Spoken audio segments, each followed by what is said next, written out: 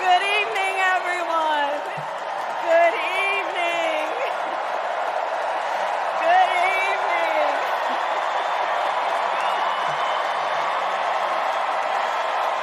Oh, my goodness. Good evening, everyone. Good evening. Good evening. Thank you. Thank you. Thank you.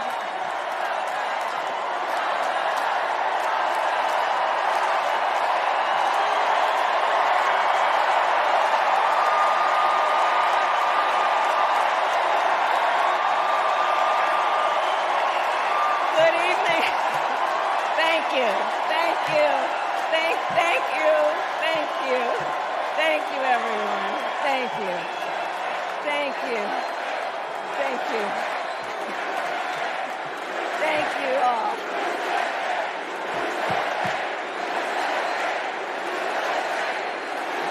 Thank you all.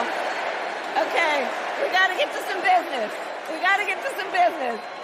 Okay, thank you all. Okay. Thank you, thank you, thank you, thank you, thank you, thank you, thank you, please, thank you, please, thank you so very much. Thank you, everyone. Thank you, everyone. Thank you. Okay, let's get to business. Let's get to business. All right.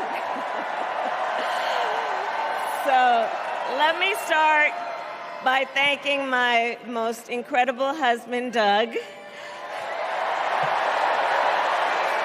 for being an incredible partner to me, an incredible father to Cole and Ella, and happy anniversary, Dougie.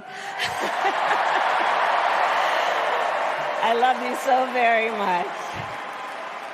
To our President, Joe Biden. When I think about the path that we have traveled together, Joe, I am filled with gratitude. Your record is extraordinary, as history will show, and your character is inspiring. And Doug and I love you and Jill and are forever thankful to you both.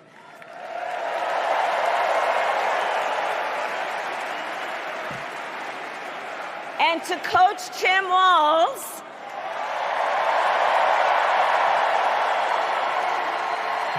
you are going to be an incredible vice president.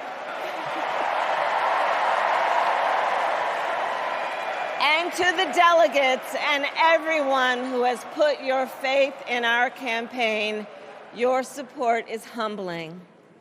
So, America, the path that led me here in recent weeks was no doubt unexpected. But I'm no stranger to unlikely journeys. So, my mother, our mother, Kamala Harris, had one of her own. And I miss her every day, and especially right now. And I know she's looking down, smiling. I know that. So my mother was 19 when she crossed the world alone, traveling from India to California with an unshakable dream to be the scientist who would cure breast cancer. When she finished school, she was supposed to return home to a traditional arranged marriage. But as fate would have it, she met my father, Donald Harris, a student from Jamaica. They fell in love and got married, and that act of self-determination made my sister Maya and me. Growing up, we moved a lot. I will always remember that big Mayflower truck packed with all our belongings, ready to go to Illinois, to Wisconsin, and wherever our parents' jobs took us.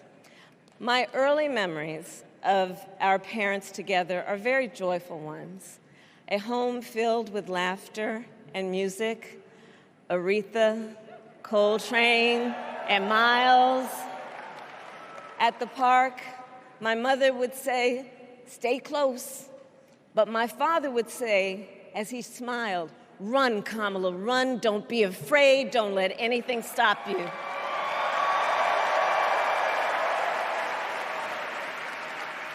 From my earliest years, he taught me to be fearless. But the harmony between my parents did not last. When I was in elementary school, they split up. And it was mostly my mother who raised us. Before she could finally afford to buy a home, she rented a small apartment in the East Bay. In the Bay, you either live in the hills or the flatlands. We lived in the flats. A beautiful working-class neighborhood of firefighters, nurses, and construction workers, all who tended their lawns with pride. My mother, she worked long hours, and like many working parents, she leaned on a trusted circle to help raise us. Mrs. Shelton, who ran the daycare below us and became a second mother. Uncle Sherman, Aunt Mary, Uncle Freddie, Auntie Chris. None of them family by blood, and all of them family by love.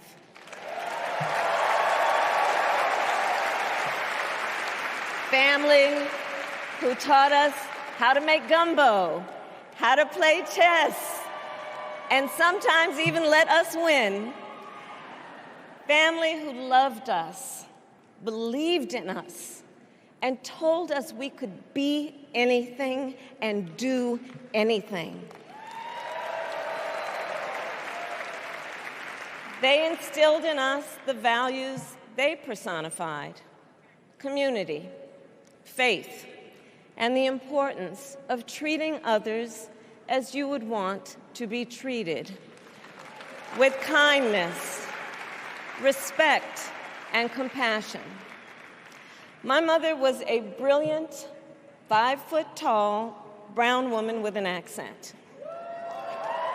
And as the eldest child, I saw how the world would sometimes treat her. But my mother never lost her cool. She was tough, courageous, a trailblazer in the fight for women's health, and she taught Maya and me a lesson that Michelle mentioned the other night. She taught us to never complain about injustice, but do something about it. Do something about it. That was my mother. And she taught us, and she also taught us, and never do anything half-assed. And that is a direct quote. A direct quote. I grew up immersed in the ideals of the civil rights movement. My parents had met at a civil rights gathering, and they made sure that we learned about civil rights leaders, including the lawyers like Thurgood Marshall and Constance Baker Motley, those who battled in the courtroom to make real the promise of America. So at a young age, I decided I wanted to do that work. I wanted to be a lawyer. And when it came time to choose the type of law I would pursue, I reflected on a pivotal moment in my life. You see, when I was in high school, I started to notice something about my best friend, Wanda. She was sad at school, and there were times she didn't want to go home. So one day I asked if everything was all right, and she confided in me that she was being sexually abused by her stepfather. And I immediately told her she had to come stay with us, and she did.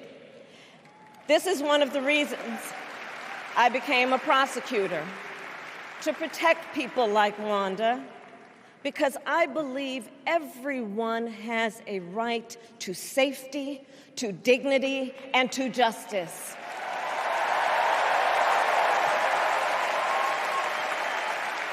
As a prosecutor, when I had a case, I charged it not in the name of the victim, but in the name of the people. For a simple reason. In our system of justice, a harm against any one of us is a harm against all of us.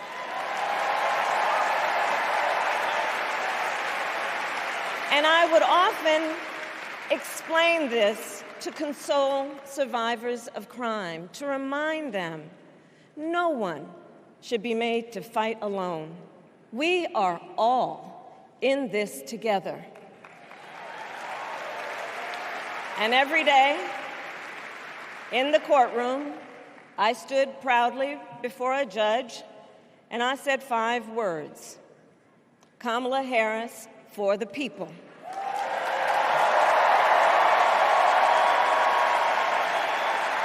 And to be clear, my entire career, I've only had one client, the people.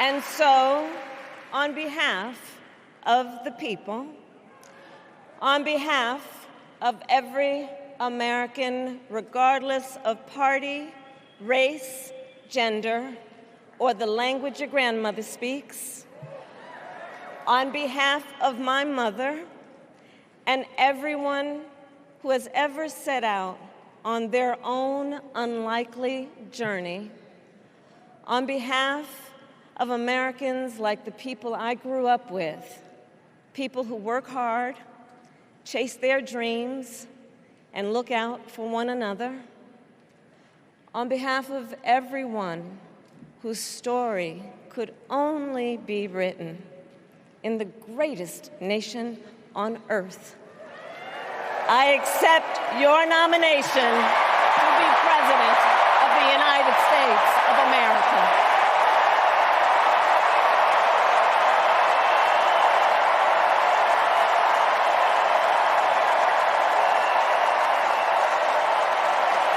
And with this election,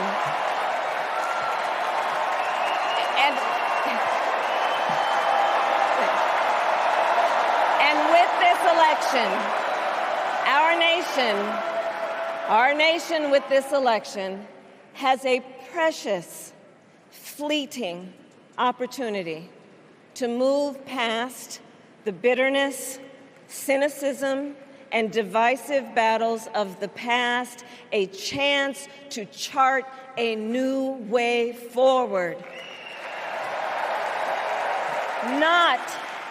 Not as members of any one party or faction, but as Americans.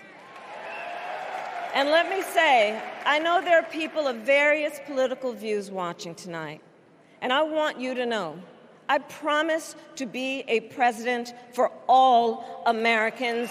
You can always trust me to put country above party and self, to hold sacred America's fundamental principles, from the rule of law to free and fair elections to the peaceful transfer of power.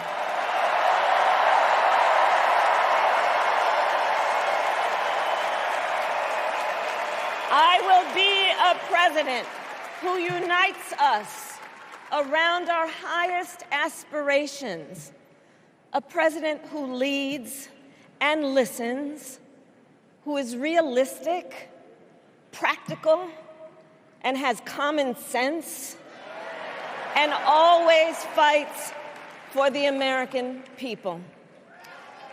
From the courthouse to the White House, that has been my life's work. As a young courtroom prosecutor in Oakland, California, I stood up for women and children against predators who abuse them. As Attorney General of California, I took on the big banks, delivered $20 billion for middle-class families who faced foreclosure, and helped pass a homeowner Bill of Rights, one of the first of its kind in the nation.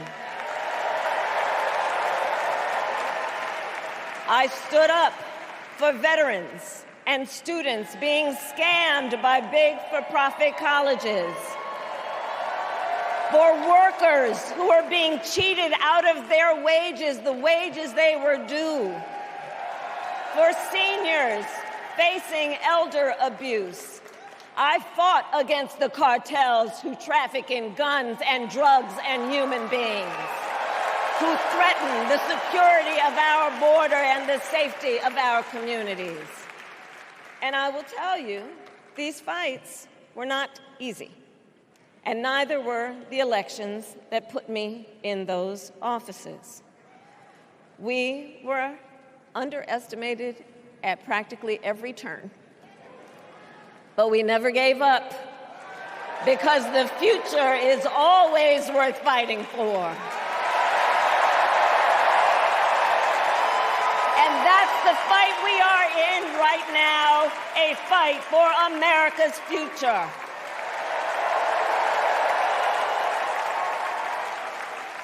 Fellow Americans, this election is not only the most important of our lives, it is one of the most important in the life of our nation. In many ways, Donald Trump is an unserious man. But the consequences of putting Donald Trump back in the White House are extremely serious. Consider not only the chaos and calamity when he was in office, but also the gravity of what has happened since he lost the last election. Donald Trump tried to throw away your votes. When he failed, he sent an armed mob to the United States Capitol, where they assaulted law enforcement officers. When politicians in his own party begged him to call off the mob and send help, he did the opposite. He fanned the flames. And now, for an entirely different set of crimes, he was found guilty of fraud by a jury of everyday Americans and separately found liable for committing sexual abuse. And consider what he intends to do if we give him power again.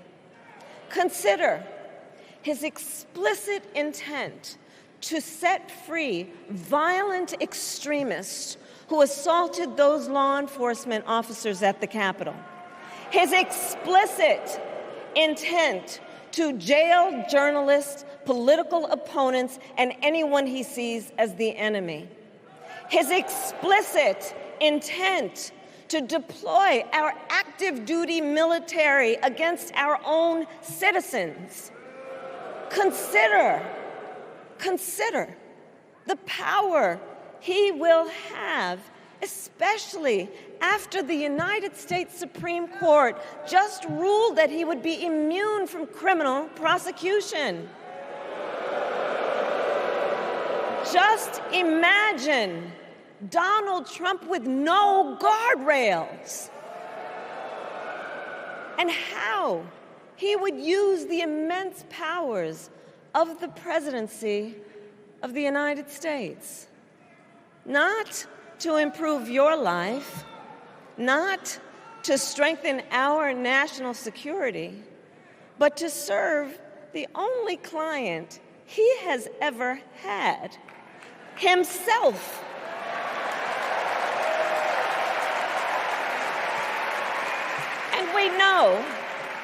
And we know what a second Trump term would look like. It's all laid out in Project 2025, written by his closest advisors, and its sum total is to pull our country back to the past. But America, we are not going back. We are not going back. We are not going back. We are not going back to when Donald Trump tried to cut Social Security and Medicare.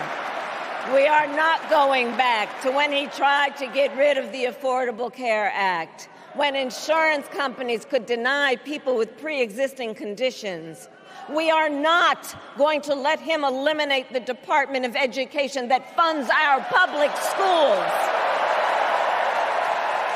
We are not going to let him end programs like Head Start that provide preschool and childcare for our children. America, we are not going back.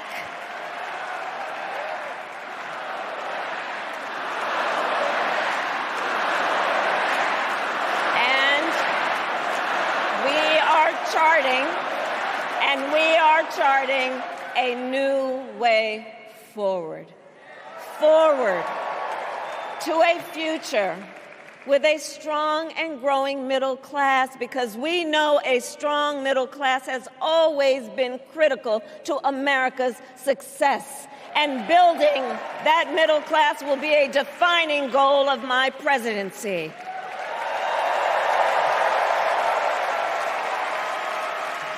And I'll tell you, this is personal for me. The middle class is where I come from. My mother kept a strict budget. We lived within our means, yet we wanted for little. And she expected us to make the most of the opportunities that were available to us and to be grateful for them. Because, as she taught us, opportunity is not available to everyone. That's why we will create what I call an opportunity economy where everyone has the chance to compete and a chance to succeed. Whether you live in a rural area, small town, or big city.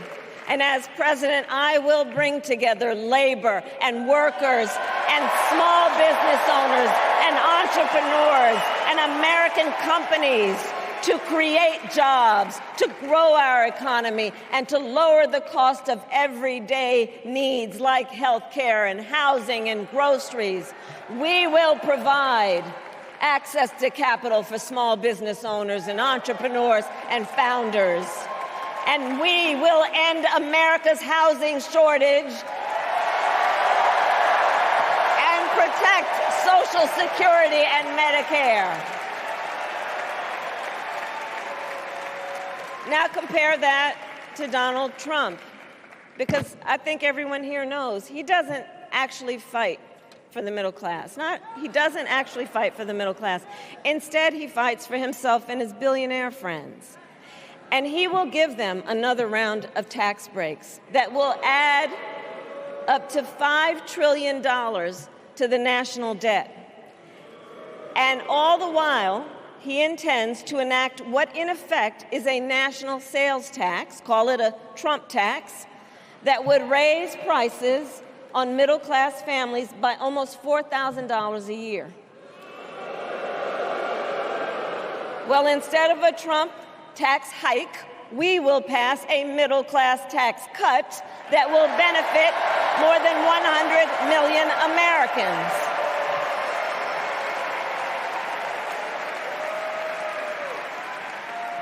Friends, I believe America cannot truly be prosperous unless Americans are fully able to make their own decisions about their own lives, especially on matters of heart and home.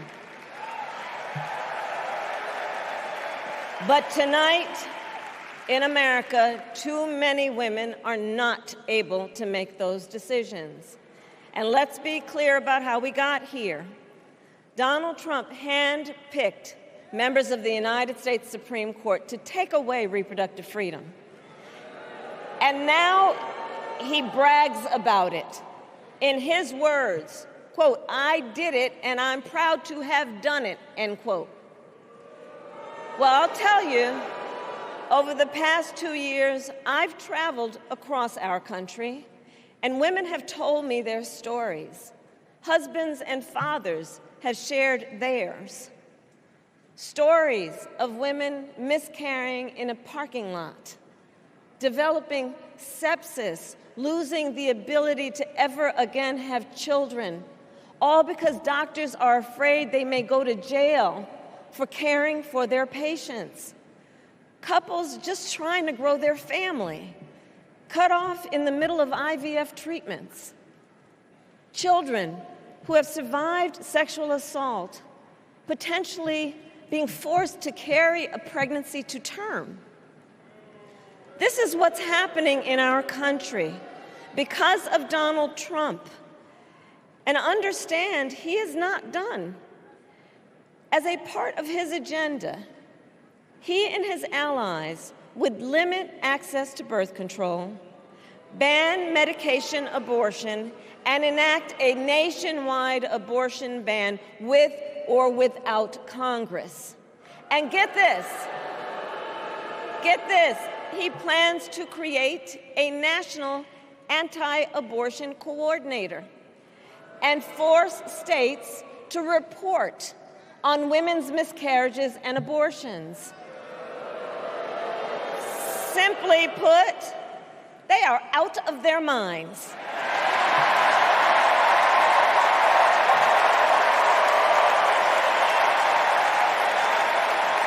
And one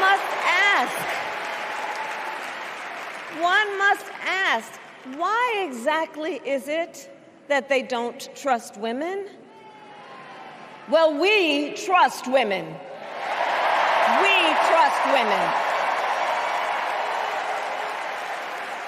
And when Congress passes a bill to restore reproductive freedom, as President of the United States, I will proudly sign it into law.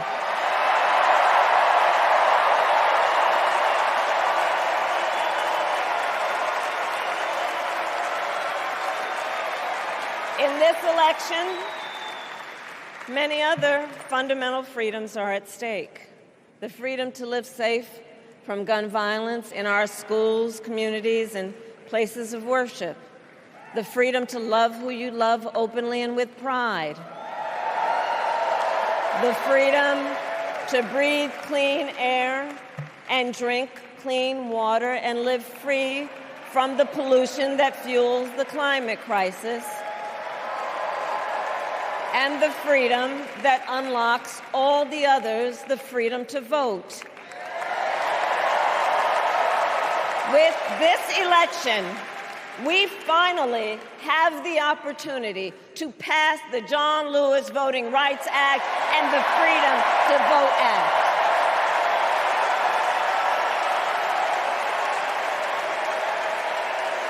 And let me be clear. After decades in law enforcement, I know the importance of safety and security, especially at our border.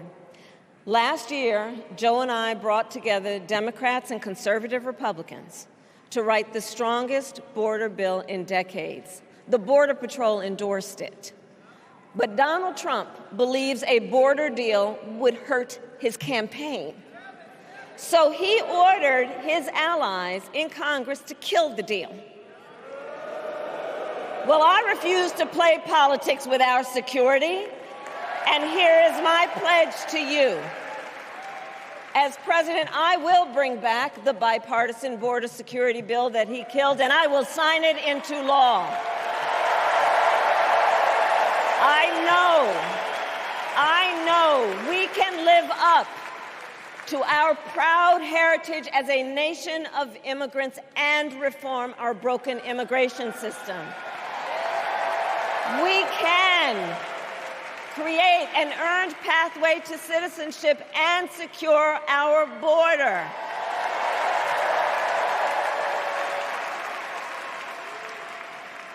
And America, we must also be steadfast in advancing our security and values abroad. As Vice President, I have confronted threats to our security, negotiated with foreign leaders, strengthened our alliances, and engaged with our brave troops overseas. As Commander-in-Chief, I will ensure America always has the strongest, most lethal fighting force in the world, and I will fulfill our sacred obligation to care for our troops and their families, and I will always honor and never disparage their service and their sacrifice.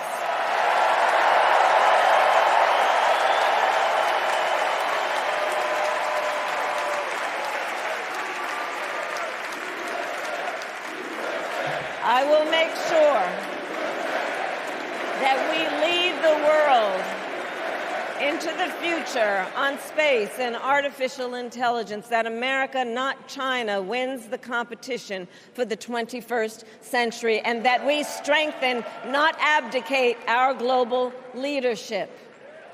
Trump, on the other hand, threatened to abandon NATO.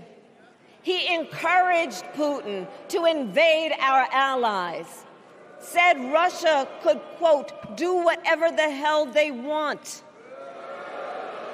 5 days before Russia attacked Ukraine, I met with President Zelensky to warn him about Russia's plan to invade. I helped mobilize a global response, over 50 countries, to defend against Putin's aggression.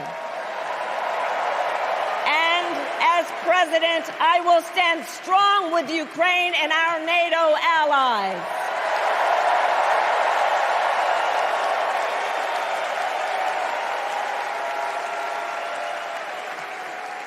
With respect to the war in Gaza, President Biden and I are working around the clock, because now is the time to get a hostage deal and a ceasefire deal done.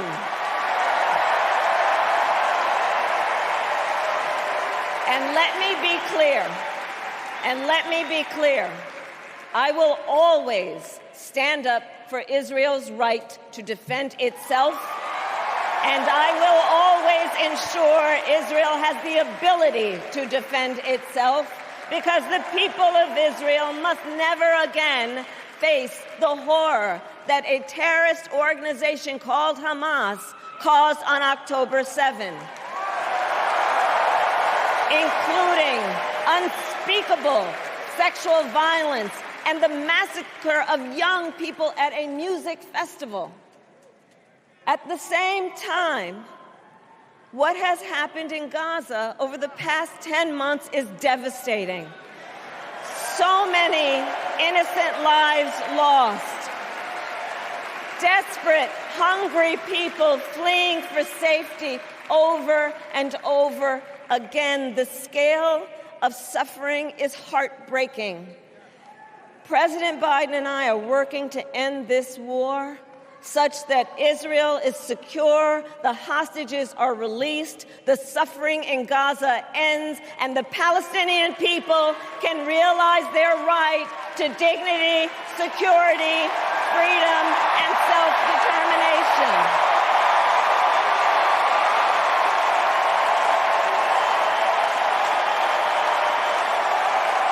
And know this, I will never hesitate to take whatever action is necessary to defend our forces and our interests against Iran and Iran-backed terrorists. I will not cozy up to tyrants and dictators like Kim Jong-un, who are rooting for Trump,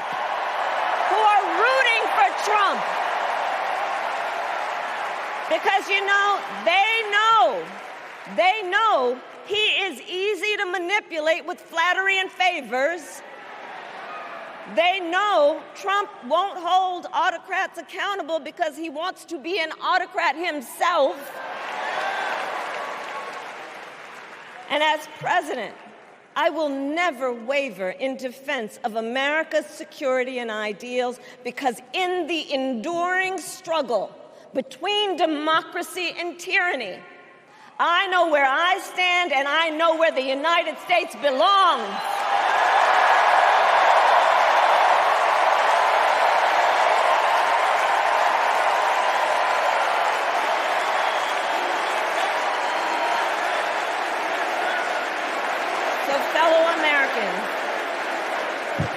Fellow Americans, I love our country with all my heart. Everywhere I go, in everyone I meet, I see a nation that is ready to move forward, ready for the next step in the incredible journey that is America. I see an America where we hold fast to the fearless belief that built our nation and inspired the world, that here, in this country, anything is possible, that nothing is out of reach. An America where we care for one another, look out for one another, and recognize that we have so much more in common than what separates us. That none of us has to fail for all of us to succeed. And that in unity there is strength. You know, our opponents in this race are out there every day denigrating America, talking about how terrible everything is. Well, my mother had another lesson she used to teach. Never let anyone tell you who you are. You show them who you are. America, let us show each other and the world who we are and what we stand for. Freedom, opportunity, compassion, dignity, fairness, and endless possibilities.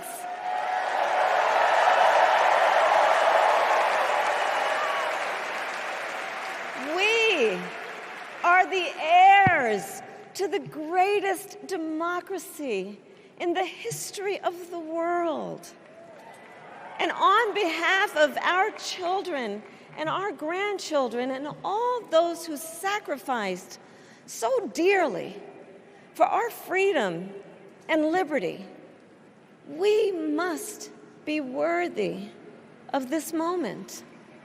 It is now our turn to do what generations before us have done, guided by optimism and faith, to fight for this country we love, to fight for the ideals we cherish, and to uphold the awesome responsibility that comes with the greatest privilege on earth, the privilege and pride of being an American.